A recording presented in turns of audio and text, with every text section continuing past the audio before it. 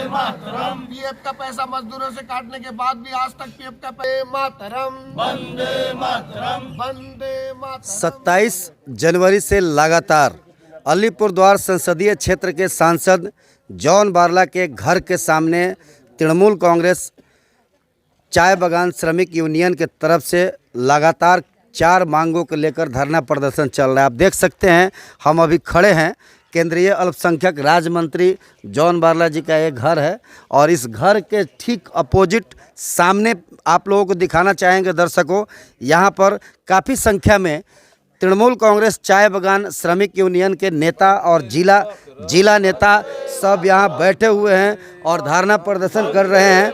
हम बात करेंगे यहाँ पर इन नेताओं से क्या क्या मांग है और इस मांग को लेकर जो ये लगातार 10 दिनों तक का यह धरना प्रदर्शन यहाँ पे चल रहा है। 27 तारीख से ये धरना प्रदर्शन शुरू हुआ था। इन लोगों का विभिन्न मांग है। मैं बात करूंगा जलपाईगुड़ी जिला सभापति राजेश लकड़ा जी से। राजेश जी, लगातार आप लोगों का आज चौथा दिन हो गया, लगातार आप लोग आंदोलन पे बैठे हुए हैं। ये 4 आप लोगों का मांग है इसमें, और इन चारों मांगों के ऊपर यहाँ बंगला में लिखा हुआ है, ये इन मांगों को लेकर ही आप लोग बैठे हुए हैं यहाँ पर। अभी तक तो कोई भी केंद्रीय अल्पसंख्यक मंत्री के नुमाइंदे व किसी कोई वहाँ के प्रतिनिधित्व व पीएफ दफ्तर का कोई आया नहीं है। और हम लोग को उम्मीद भी है कि ये माने बीजेपी के सरकार व ये मंत्री के कोई नुमाइंदे आएंगे भी नहीं, क्योंकि ये लोग तो सिर्फ अंबानी और अडानी के घर में जाते हैं और वहाँ का ही जी हजूरी करते हैं। ये साधारण जनता का जी हजूरी करते तो आज शायद नौबत नहीं आता मजदूरों को ज़मीन पर बैठ के उनके मकान के सामने में आंदोलन। हमारा मुख्य 4 मुद्दा है। पीएफ करप्शन सिर्फ चाय बागान का मालिक तक सीमित है। पीएफ करप्शन सबसे बड़ा है क्लेम का। यहाँ जमा राशि का लेके उतना बड़ा हम लोग माने समस्या नहीं आता, क्योंकि पीएफ क्लेम के बारे में बहुत जगह पर अभी हमारे राज्य सरकार ने मालिक के ऊपर शिकंजा कसा है। तो बहुतों को नीलामी प्रॉपर्टी करके पीएफ का पैसा जमा कराया गया, मगर पीएफ का जमा जहाँ होता है भविष्य निधि भवन जहाँ पर होता है, उस भविष्य निधि भवन से मजदूरों को रिटायरमेंट के बाद में किंतु पैसा नहीं मिल रहा है। और ये नहीं मिल रहा है, और उसमें केंद्र सरकार के अधीन में ही भविष्य निधि भवन और ये दफ्तर, ये विभाग से अभी तक वहाँ पर किसी दुर्नीति दमन शाखा या तो सीबीआई ईडी इस सब का कहीं भी कोई नामो निशान तक नहीं सुनने आ रहा है। कोई भी विजिलेंस कमेटी तक गठन नहीं किया गया है। तो देखिए यहाँ पर साफ राजेश लकड़ा आईएनटीटी यूसी जलपाईगुड़ी का ये जिला सभापति का कहना है कि पीएफ दफ्तर में करप्शन का मामला सबसे बड़ी मामला है। लोग रिटायर करते हैं श्रमिक, और उनको जो रिटायरमेंट के बाद में पीएफ का फंड जो मिलना चाहिए, उनको जो रिटायरमेंट मिलना चाहिए वो पैसा नहीं मिल पा रहा है और वहाँ करप्शन का आरोप लगा रहे हैं। और इनका मुख्य मांग है कि सीबीआई या एंटी करप्शन ब्यूरो उसकी गहन जांच करे। अच्छा, ये तो आपकी मांग है, लेकिन यहाँ पर स्थानीय विधायक मनोज तिग्गा का कहना है कि जो कई मालिकों के खिलाफ में एफआईआर दर्ज हुआ है जो पीएफ वगैरह को जमा नहीं करते हैं या पीएफ को लेकर, ऐसे बहुत सारे मालिकों के खिलाफ में पश्चिम बंगाल पुलिस पश्चिम बंगाल सरकार के अंदर में है, लेकिन उन लोगों के खिलाफ आप लोग थाना में कभी धरना प्रदर्शन नहीं करते हैं, या फिर इसके विरोध में आप लोगों ने कभी नहीं बोला, पैसा जो जमा नहीं हो रहा है उन मालिकों को अरेस्ट करने का आप लोग मांग नहीं कर रहे हैं। इसके विषय में क्या कहना है? मनोज जी का ये बयान है। देखिए, मनोज तिग्गा जी हमेशा से ही बयानबाजी करके 10 साल काट चुके हैं और अभी भी वो बयानबाजी तक ही सीमित रहेंगे। वो ज़मीनी हकीकत का बात कभी नहीं करेंगे। वो कब आंदोलन किया था पीएफ दफ्तर में, कब उन्होंने कंप्लेंट किया है? कंप्लेंट की कॉपी दिखाए तो मनोज तिग्गा जी है, उनका पास में कोई दस्तावेज है? हम तो प्रमाण कर देते हैं कि हमने ये आपका 9 दिसंबर से लेके हम लोगों ने 14 तारीख तक हम लोगों ने पद यात्रा के माध्यम से हमने पीएफ दफ्तर का घेराव किया। हमारे मजदूर ने, चाहे मजदूर के बगान के मजदूर ने घेराव किया था पीएफ दफ्तर। ये कुछ एफआईआर करने पर उतारू हुआ, वो भी सिर्फ वो दिखाने के लिए एफआईआर हम कर रहे हैं, गिरफ्तारी। अरे भाई, केंद्र सरकार के पास सीबीआई है, ईडी है, करप्शन ब्यूरो है। उनका कहने का मतलब है कि पुलिस थाने में जब एफआईआर हुआ है तो पुलिस तो पश्चिम बंगाल सरकार के अंडर, उनका ही आरोप का जवाब दे रहे हैं। जब उनको पुलिस के ऊपर विश्वास नहीं है ना, मनोज तिग्गा जी को सीबीआई लगा के गिरफ्तार कराए ना पीएफ दफ्तर का कमिश्नर को? क्यों नहीं करा रहे अभी तक पीएफ दफ्तर कमिश्नर को? पुलिस तो अपना कार्रवाई कर रही है। अब पुलिस कार्रवाई नहीं करती तो आज पीएफ दफ्तर में पैसा जमा नहीं होता, ऐसा बात तो नहीं हो रहा है। मगर ये तो दफ्तर का मामला है ना, विभाग में दुर्नीति है। मतलब आपके कहने का मतलब है कि पीएफ में जो जमा हो रहा है कंपनियों से राशि, वो मामला नहीं है। पीएफ में जो रिटायर कर रहे हैं उनका रिटायरमेंट के बाद में जो ये आपका ये जो क्लेम के बाद में इनको पैसा नहीं मिलता है, और जो दफ्तर में पैसा का जो नहीं जमा कर रहे हैं वो भी एक मुद्दा है। वो पैसा के लिए हम लोग दबाव बना रहे हैं, मालिक जमा कर रहे हैं। बहुत बगान तो बंद था, भाग गया मालिक। मगर केंद्र सरकार जब कानून बनाया लेबर कोड के लेकर, उस समय मालिक के विरोध में ऐसा कानून क्यों नहीं बनाया जे कि जहाँ पर पीएफ डिफॉल्टर हो, पीएफ यदि नहीं देता कोई मालिक तो उनका प्रॉपर्टी सीज करने का, उनका गिरफ्तारी हो, क्रिमिनल ऑफेंस में गिरफ्तारी हो, ऐसा कानून नहीं बनाया उन्होंने। 29 कानून को तोड़ के वो लोग ने बना दिया 4 लेबर कोड।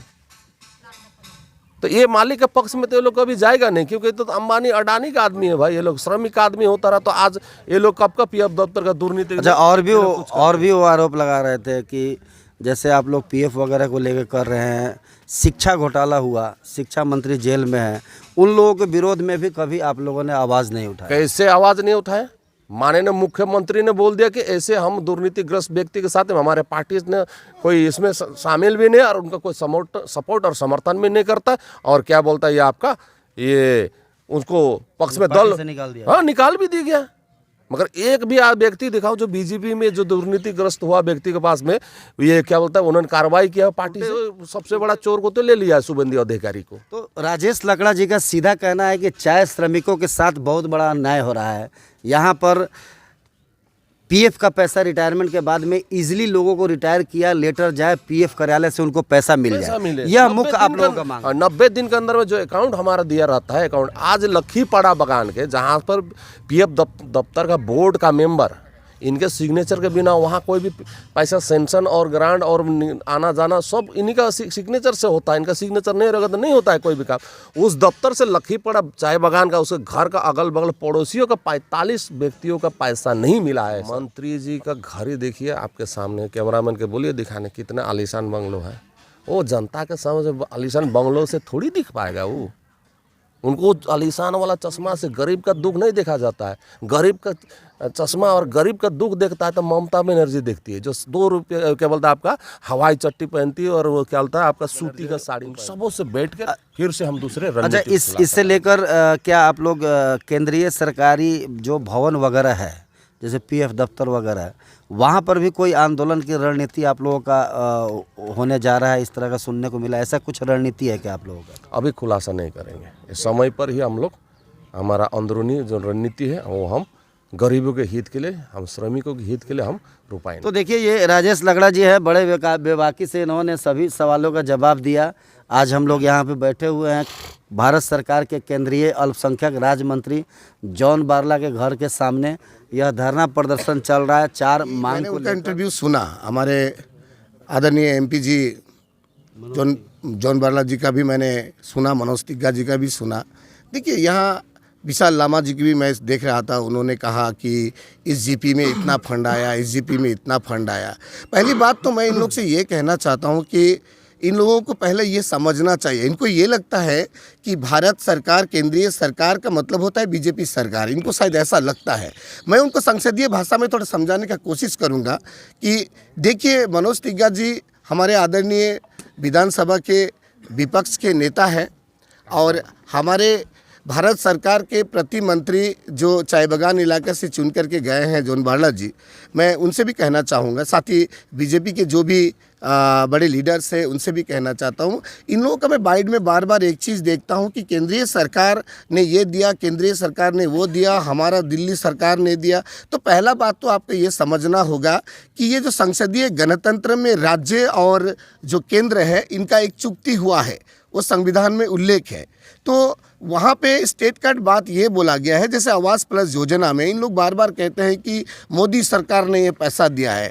मैं उनसे कहना चाहता हूँ, मोदी सरकार ने पैसा नहीं दिया है, ये भारत सरकार ने पैसा दिया है। और भारत सरकार ने जो पैसा दिया है आवास प्लस के तहत, उसमें 60% केंद्रीय सरकार का योगदान है और 40% स्टेट गवर्नमेंट का मैचिंग ग्रांट है। ये दोनों को मिला के जो आवास प्लस योजना में 1,20,000 देने का बात कर रहे हैं।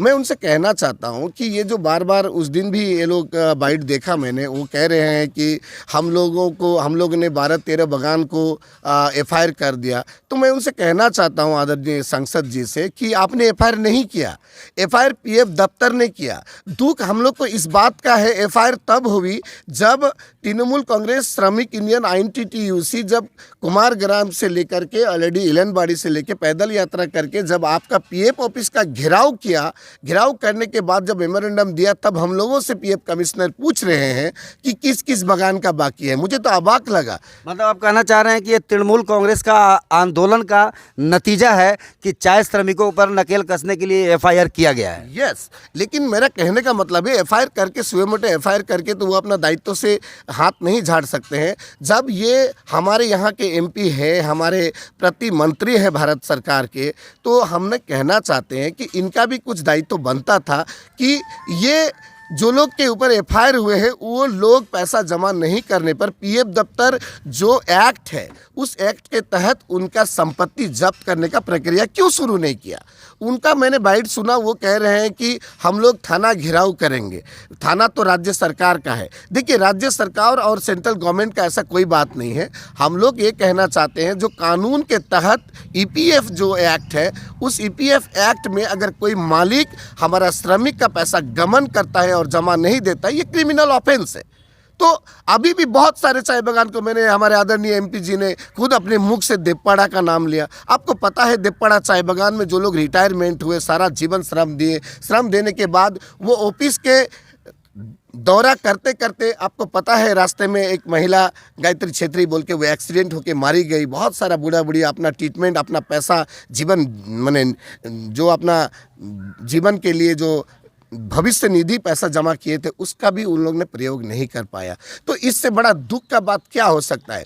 राज्य सरकार का काम राज्य सरकार कर रही है। राज्य सरकार तो इतना कर रहा है कि हम लोग गिना नहीं सकते हैं। मैं उनसे कहना चाहता हूं कि भाई साहब, आप लोग को जब चाय बागान इलाका से, डुआर्स इलाका से जब झोली भर के अलीपुरद्वार से 5 का 5 सीट आप लोगों को जिता के बेचा, अलीपुरद्वार पार्लियामेंट्री से आपको भारी बहुमत से जिता करके भेजा, नागराकाटा से जिता करके भेजा, तो आप मुझे प्लीज़, जनता को, मुझे नहीं, चाय बागान की जो जनता है, चाय बागान के लोगों ने जो आपको वोट दिया, उनको आप 5 काम गिना दीजिए ना कि आपने आपके कार्यकाल में आपने ये 5 काम किया। मैंने यहाँ कांटी गिराया, मैंने यहाँ पे ये गिराया, आप मुझे दिखा दीजिए। कहीं तो कुछ कर नहीं रहे हैं आप। तो देखिए, तबारक जी यहाँ बड़ा आरोप लगा रहे हैं कि अपने ये 5 MLA जीते यहाँ से, और MP साहब का 4 साल हो गया। इन 4 सालों में 5 काम गिनाइए, 5 काम क्या किए हैं। तो ये MP कोटा से या ये आरोप है इनका। अब इस पर क्या प्रतिक्रिया आता है वो देखा जाएगा। तो ये आरोप आप लोग जो लगा रहे हैं, तो इसमें कितनी सत्यता है और क्या कहना चाहेंगे। हाँ, हम तो चाहते हैं, हमारे राजेश लकड़ा जी हमारे यहाँ के जिला प्रेसिडेंट है, हम तो चाहते हैं, आपके चैनल के माध्यम से हम चाहते हैं कि आप लोग, जो लोग इलेक्ट्रॉनिक्स मीडिया है, आप लोग कुछ ऐसा व्यवस्था कीजिए जहाँ पे एक डिबेट डालिए, विशेष करके हमारे डुआर्स जो इतने सारे MP MLAs हैं और हमारे जो लीडर्स हैं, उनको रख करके आप लोग सिलेक्टेड जगह पर टाइम दे दीजिए, आप लोग डिबेट रखिए। हम लोग उनका हर एक सवाल का जवाब देना चाहते हैं, लेकिन वो लोग क्या हम लोग का सवाल का जवाब देगा। हमारा यही सवाल है कि उन्होंने अपने कार्यकाल में, ये जो भारत सरकार के प्रति मिनिस्टर, हम लोग बहुत गर्व करते हैं कि हम लोगों का कोई लड़का आज प्रति मंत्री है, लेकिन उनको खाली मेघालय और हिमाचल घूमने से नहीं होगा। अपना चाय बागान में लोग जिस अवस्था में है, उनके लिए उन्होंने क्या किया, ये 5 काम हम लोगों को गिना दे। तो देखिए, श्रमिक संगठन के नेता हैं चाय श्रमिक, इन्होंने चैलेंज दिया है कि डिबेट में बैठे और 5 काम गिना के दिखाए। तो ये भाजपा और यहाँ के MLA MP को ये खुला चैलेंज दे रहे हैं। आने वाला दिन में डिबेट को भी शायद डिबेट की भी तैयारी होगी और डिबेट में देखेंगे कौन आते हैं कौन नहीं आते हैं। फिलहाल तबारक जी आपने बहुत बेबाकी से सारे बातों को रखा। द्वार्स की विभिन्नता में एक एकता है। आज देखिए यहाँ पर आदिवासी समुदाय से लोग बैठे हुए हैं, बिहारी समुदाय से लोग बैठे हुए हैं, गोरखा समुदाय से बैठे हुए हैं। सभी समुदाय के लोग एक साथ मिलकर यहाँ पर भाईचारे के साथ रहते हैं और कोई भी आंदोलन में, हर एक पार्टी का मैं आंदोलन देखता हूँ, उसमें एकता अनेकता में एकता देखने को मिलता है। यहाँ सब जानना चाहेंगे क्या कहना चाहेंगे राजू जी ये धरना के विषय में और या इस चाय बागान परिक्षेत्र के विषय में। देखिए, आज में हम लोग जिस धरना में लखीपड़ा टी गार्डन में हम लोग MP महाशय हमारे प्रतिमंत्री के घर के सामने बैठे हुए हैं, हम लोग खुशी से नहीं बैठे हैं। ये बाध्य होकर हमारे द्वास तराई के श्रमिकों के लिए हम लोग यहाँ पर बैठे हैं। और आपको तो पहले ही बता चुके हैं हमारे दोनों सेंट्रल कमेटी के नेता कि हमारे यहाँ 4 मुद्दे हैं। 4 मुद्दे के लिए हम लोग यहाँ पर बैठे हैं, जो कि हमारे द्वास में टी गार्डन में बसोबास करते हैं, उन्हीं के लिए ये 4 मुद्दा है। पहला बावजूद भी उनको PMI को 100% नहीं मिल रहा है। तो अगर PMY का आवास मिलता है, प्रधानमंत्री आवास, तो उनको NOC अगर बागान से मिलेगा तो एक तरह से ज़मीन के पट्टा का मुद्दा भी सॉल्व हो जाएगा, लोगों को अपना घर हो जाएगा और एक अस्थाई घर होगा प्रधानमंत्री का। सभी को मिलना चाहिए, ये डिमांड है आप लोगों का। सही बात है, 100% है, क्योंकि इस ज़मीन का मालिक तो ऑलरेडी बागान का मालिक तो नहीं है, ऑलरेडी ये है वेस्ट बंगाल सरकार है। जब पट्टा देने का बाद हुआ है तो अगर PMI जो है हमारे केंद्र सरकार देते हैं तो हमारे राज्य सरकार निश्चय उनको पट्टा देंगे, उनको NOC देंगे। ऑलरेडी जो हमारे इतना साल से 150 बरस से यहाँ बसोबास करते हैं वर्कर सब, जो सारा लाइफ काम करके यहाँ पर गुजार देता है, रिटायरमेंट के बाद में घर छोड़ना पड़ता है, ना ही उसका ज़मीन है अपना, तो PMI मिलने के बाद में उसको NOC मिलेगा, अपना घर मिलेगा, अपना जगह मिलेगा, वर्कर सब रह सकेगा अपना घर में। तो बहुत बहुत धन्यवाद राजू जी। आपको भी धन्यवाद। तो ये आज धरना प्रदर्शन का चौथा दिन है। ये 5 फरवरी तक यह धरना प्रदर्शन चलेगी और उम्मीद करते हैं कि चाय श्रमिकों के इस बुलंद आवाज़ को लोग सुनेंगे और PF में हो रहे दुर्नीति या किसी भी तरह से श्रमिकों का जो डिमांड है, जो मांग है, चाहे किसी भी दल का हो, फिलहाल यहाँ तृणमूल कांग्रेस चाय श्रमिक यूनियन के तरफ से ये आंदोलन चल रहा है। आशा करते हैं कि इस आंदोलन का कुछ अच्छा असर होगा आने वाला दिन में। केंद्र और राज्य सरकार मिलकर इन सभी विषयों को जल्द से जल्द सुलझाएगी। रमन कुमार झा, NEI द्वास न्यूज़ के लिए लखीपड़ा चाय बागान से।